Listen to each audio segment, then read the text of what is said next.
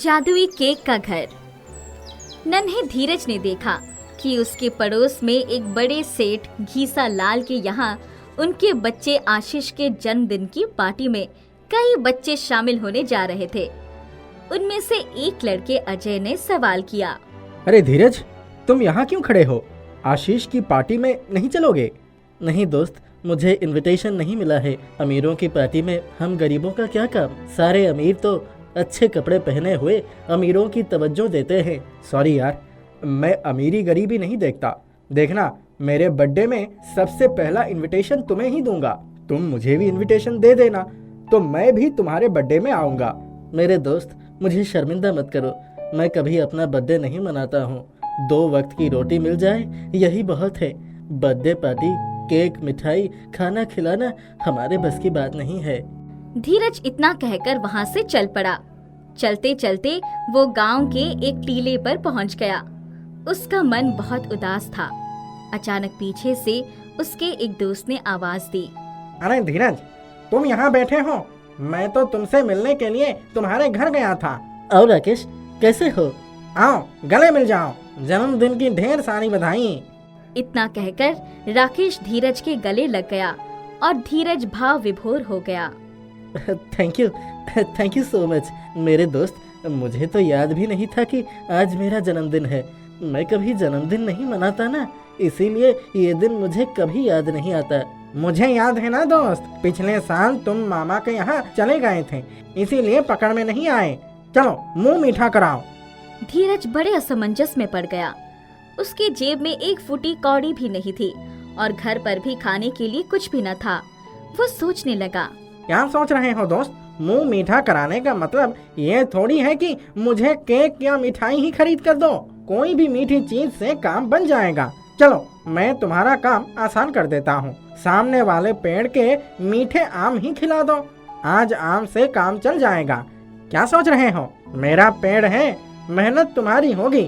कुछ ही पलों में धीरज पके हुए आम लेकर राकेश के सामने हाजिर हो गया। दोनों आम का मजा ले ही रहे थे कि अजय भी हाथ में एक पैकेट लेकर आ गया। अरे आओ अजय, तुम भी हमारी पार्टी में शामिल हो जाओ। आज धीरज का बर्थडे है, मुंह मीठा कर रहे हैं। तुम भी मधुर रस का स्वाद ले लो। जन्मदिन मुबारक हो धीरज भाई। तुमने मुझे बताया नहीं? अरे इसमें इसकी कोई गलती नहीं है। इससे भी अपना जन्मदिन याद नहीं था, मैंने याद दिलाया तो याद आया। लो, बर्थडे का केक भी खा लो। लेकिन इसमें आम वाली बात कहाँ? धीरज ने बर्थडे का केक खाया और सर झुका लिया। क्या बात है दोस्त, मुझसे कुछ गलती हुई है क्या? नहीं दोस्त, दरअसल आज मैंने पहली बार केक खाया। तुम दोनों दोस्तों का दिल भगवान ने बहुत बड़ा बनाया है। धीरज की आंखों में खुशी के आंसू भर आए थे। दोनों दोस्तों ने उसका मनोबल बढ़ाया। अजय ने बचा हुआ केक धीरज के हाथ में रख दिया और उसके बाद दोनों अपने घर की तरफ चले गए। धीरज तालाब की तरफ बढ़ गया। उसने देखा 2 कछुए पानी में से सर निकालकर उसकी तरफ कुछ आशा के साथ आ रहे हैं। आओ प्यारे कछुओं, मेरे बर्थडे पर तुम लोग भी केक खा लो। इतना कहकर धीरज उन कछुओं को केक के छोटे छोटे टुकड़े खिलाने लगा। आसपास कुछ पक्षी भी आ गए। उन्होंने भी केक का मजा ले लिया। कुछ बचा हुआ केक अपने साथ लेकर धीरज वहाँ से उठकर चल पड़ा। रास्ते में उसे एक बुजुर्ग औरत दिखाई पड़ी। बेटा, यहाँ आओ, मुझे कुछ खिलाओ, मेरी भूख मिटाओ। धीरज ने अपने पास बचा हुआ केक उस बुजुर्ग स्त्री को दे दिया।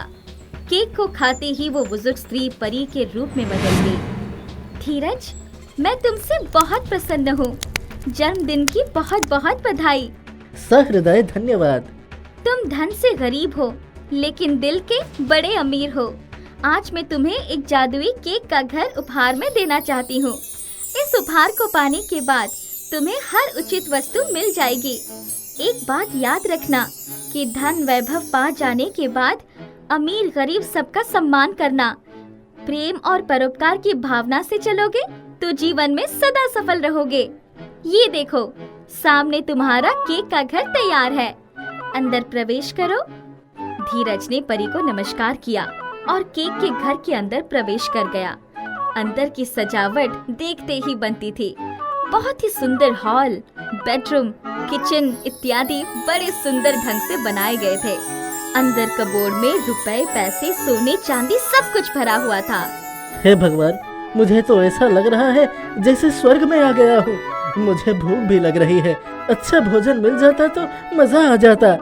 इतना कहते ही स्वादिष्ट व्यंजन उसके सामने हाजिर हो गया और उसे देखकर धीरज चौंक गया। उसने बड़े प्यार से खाना खाया। फूटकर आगे बढ़ा तो एक शानदार बगीचा दिखाई पड़ा। उसमें तरह तरह के सुंदर फूल खिले हुए थे। चारों तरफ शानदार खुशबू फैली हुई थी। अब तो ऐसा जी करता है कि यहीं रह जाऊं। यहाँ तो किसी भी चीज की कमी नहीं है, जो चाहता हूँ हाजिर हो जाता है। धीरज सब कुछ पाकर बावला हो गया था। उसे बाहर की दुनिया का ख्याल ही नहीं रहा। वो अंदर की दुनिया में पूरी तरह से लीन हो गया। यहाँ तक कि उसने हिलना डुलना भी बंद कर दिया।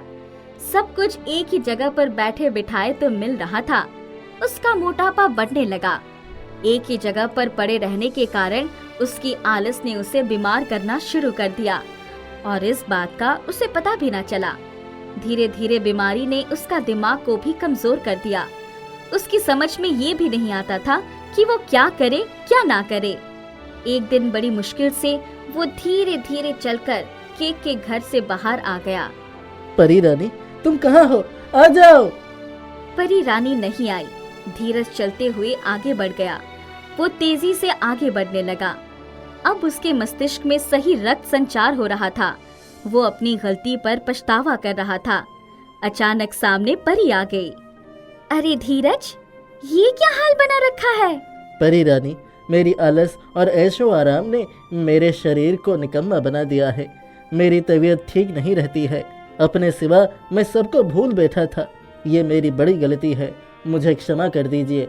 अब मैं अपने मित्रों और समाज के लोगों से जुड़ना चाहता हूँ। फिर से कछुओं और पंछियों को खिलाना चाहता हूँ। उसी पर उसके सामने उसके मित्र अजय और राकेश आ गए। वो दौड़कर उनके गले मिल गया। धीरज, सबसे मुख्य बात तो ये है कि तुम्हें अपनी गलती का एहसास हो गया। तुमने ये बात मान ली कि आलस सबसे बड़ा शत्रु है। सब कुछ आसानी से मिलने पर हमें अपने कर्तव्य को नहीं भूलना चाहिए।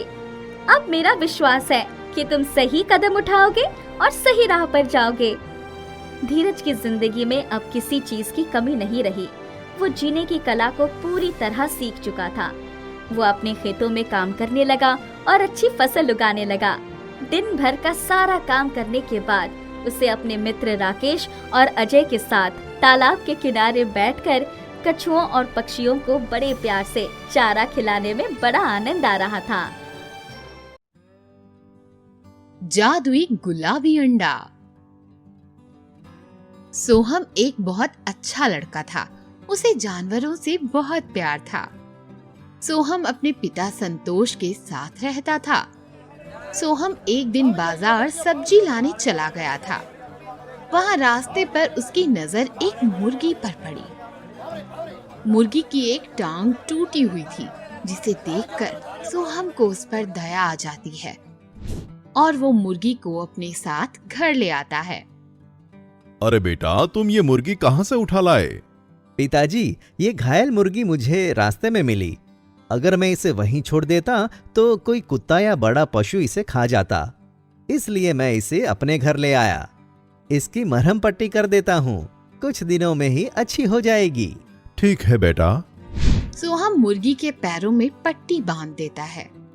सोहम मुर्गी को खाना खिलाता और उसका बहुत ख्याल रखता। मुर्गी को भी सोहम से बहुत लगाव हो गया था।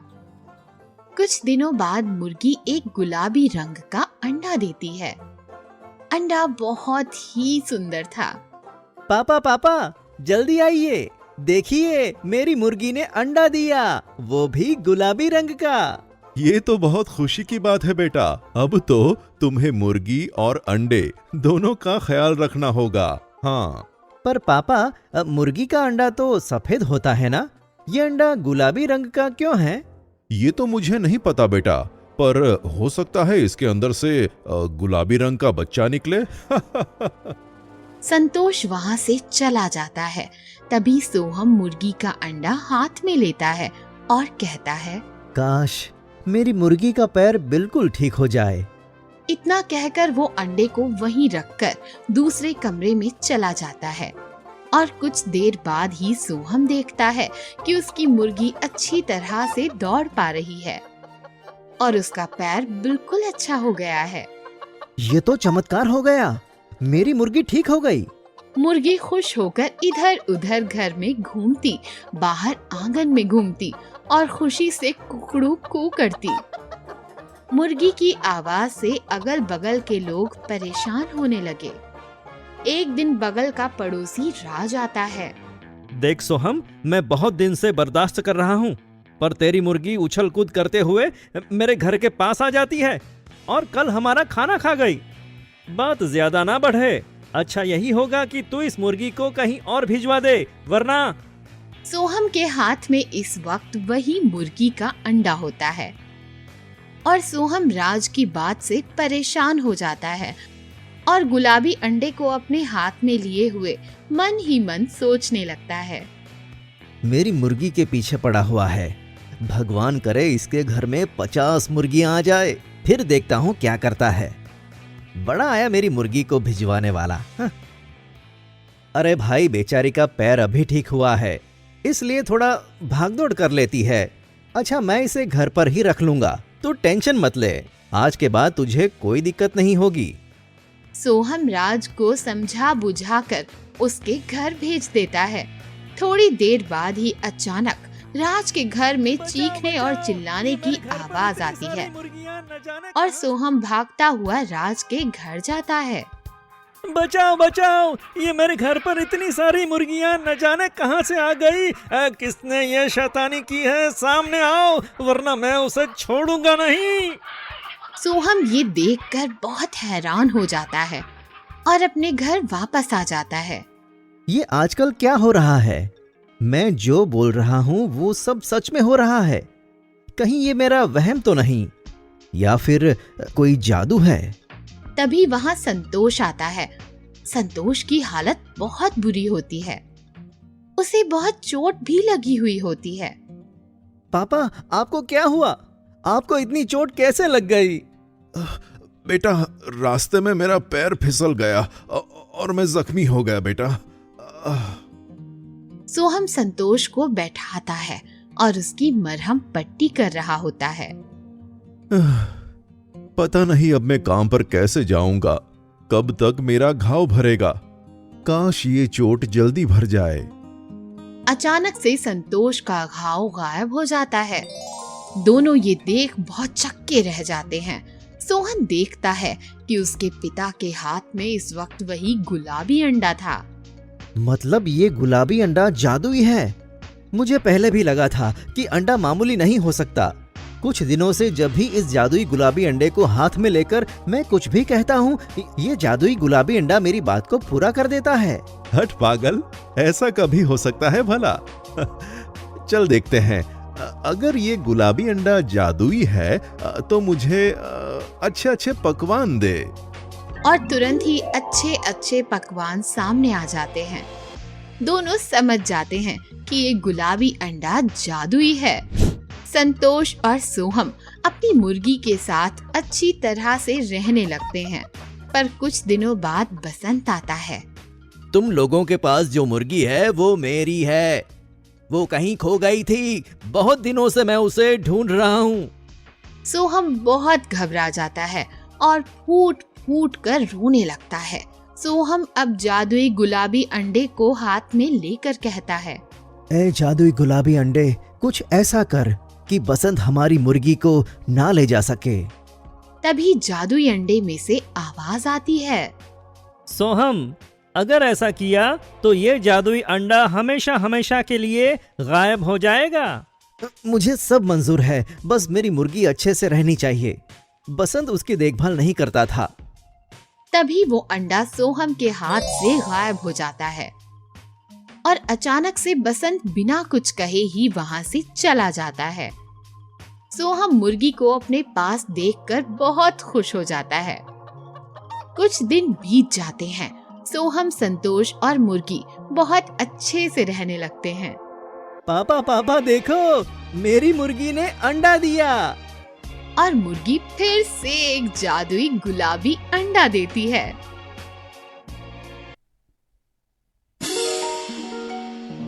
जादुई टोकरी, निराली टोकरी का अनोखा राज।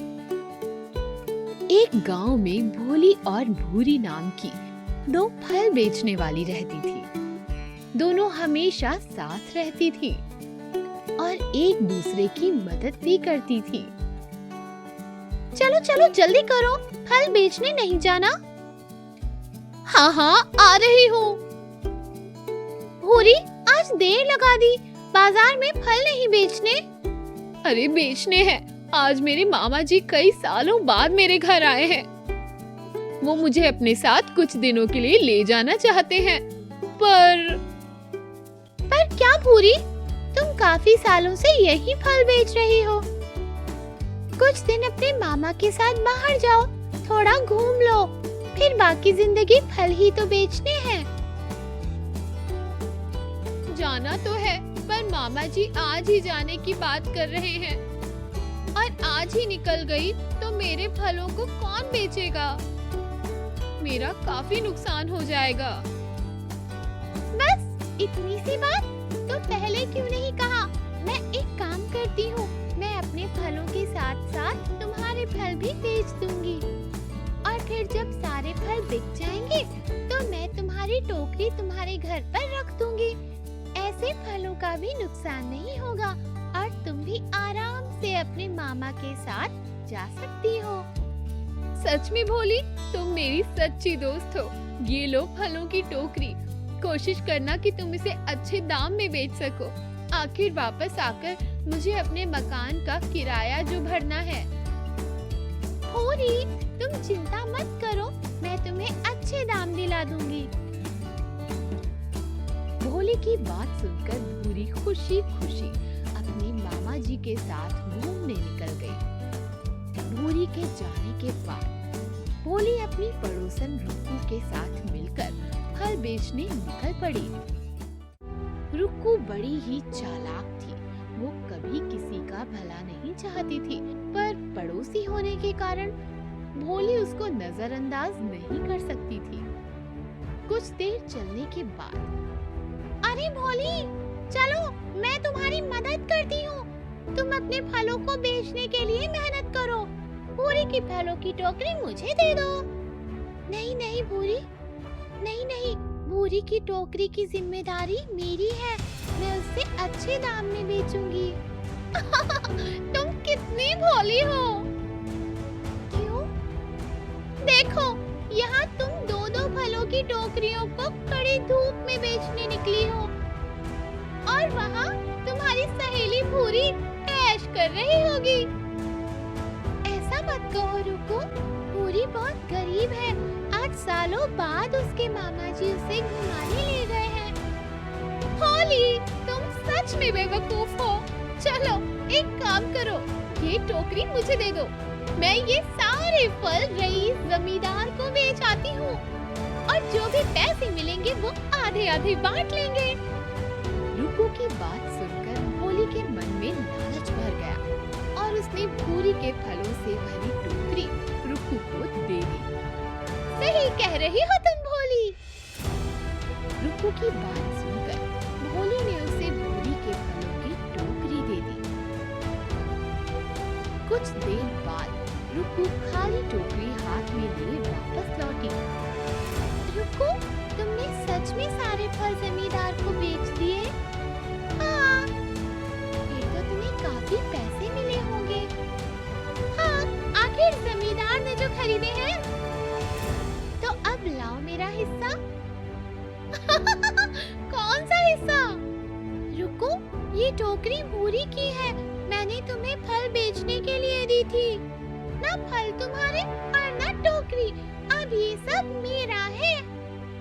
और अगर तुमने किसी से कुछ भी कहा तो मैं सबको कह दूंगी कि तुमने भूरी की टोकरी चुराई है।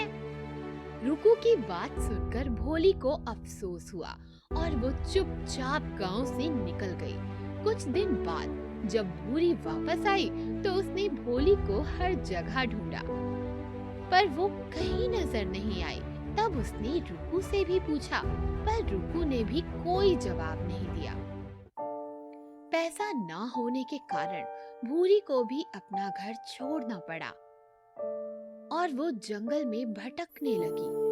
कुछ देर जंगल में चलते चलते वो एक पेड़ के नीचे सो गई। तब उसने देखा कि पेड़ पर एक छोटी सी टोकरी पड़ी है। टोकरी को देखकर भूरी ने सोचा, ये छोटी सी टोकरी मेरे बड़े काम आ सकती है। मैं इसी जंगल से कुछ फल ले जाती हूँ और बाजार में बेचती हूँ। फिर जो पैसे मिलेंगे मैं उससे अपना गुजारा कर लूंगी। भूरी ने जंगल से कुछ फल तोड़े और बाजार की ओर चल दी। बाजार जाकर उसने जैसे ही अपने फल बेचने शुरू किए तो लोगों की भीड़ इकट्ठी हो गई और देखते ही देखते उसके सारे फल खत्म हो गए थे। वाह, मेरी टोकरी तो खाली हो गई। काश कुछ और फल होते तो मैं थोड़े और पैसे बना लेती। फिर मेरे सर पर एक बार फिर छत होगी। भूरी ने जैसे ही मन मन में ये सोचा तो उसकी टोकरी फिर से फलों से भर गई। भूरी ये सब देखकर हैरान हो गई और उसने खुशी खुशी अपने फल बेचने शुरू कर दिए। ये फल भी जल्द ही बिक गए और टोकरी से भर गई। अब मेरी टोकरी 3 बार भर गई है। मुझे लालच नहीं करना चाहिए और अब मैं कल फिर से थोड़े फल बेचूंगी। भूरी हर रोज फल बेचती और पैसे बचाकर उनसे अपने लिए एक बड़ा घर खरीदा, पर वो हमेशा अपनी कमाई का एक हिस्सा गरीबों में बांट देती थी। एक दिन वो गरीबों को खाना बांट रही थी तो उसने देखा कि भोली भी वहाँ खड़ी है। भूरी को देखकर भोली ने अपनी नजर झुका ली और शर्मा कर वहाँ से निकलने लगी। तब, अरे भोली, कहाँ जा रही हो? मैंने तुम्हें कहाँ नहीं ढूंढा। भूरी, मुझे माफ कर दो। मैंने लालच में आकर तुम्हारा नुकसान करने की कोशिश की, पर देखो आज मेरी भी रोजी रोटी मुझसे छीन ली गई। पर क्या हुआ? भोली ने भूरी को सारी कहानी बताई। पहले तो भूरी को बहुत गुस्सा आया, पर फिर वो शांत हो गई। भोली, जो तुमने किया वो गलत तो है, पर अंत भला तो सब भला। अब तुम भी मेरे साथ चलो और मेरे साथ जादुई टोकरी से फल बेचो। आखिर एक दोस्त ही एक दोस्त के काम आता है।